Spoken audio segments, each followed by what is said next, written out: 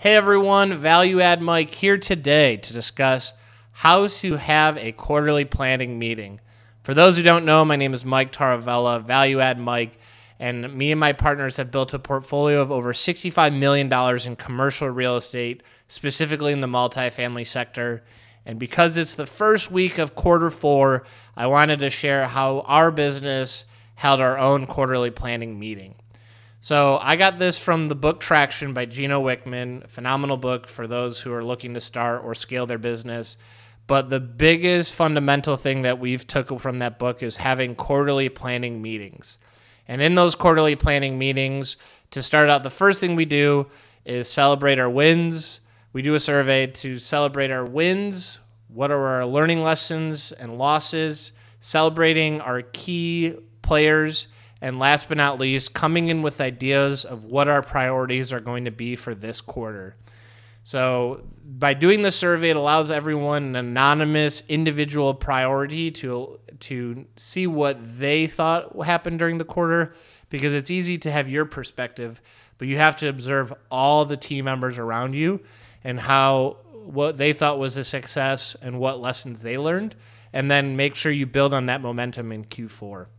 So it was very powerful and just eye-opening, and just the little things that we could tweak to make a huge difference. And already in the week since we've had it, it's been seen an uptick in communication with our team.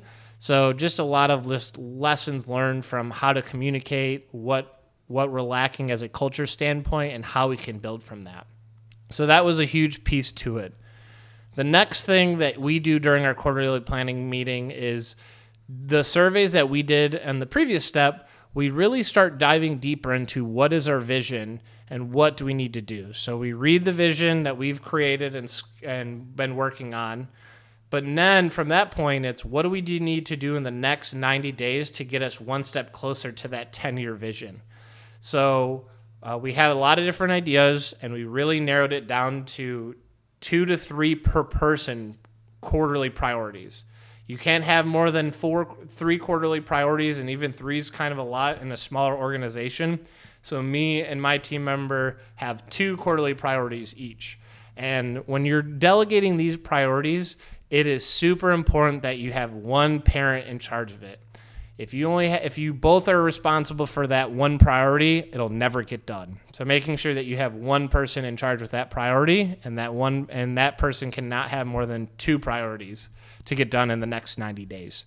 Really allows you to stay focused, really allows you to work on the most important thing that quarter, and allows you to really just be super dialed in and be super focused, which I think is, as a startup and a new business, you're looking all over the place on what you have to do next.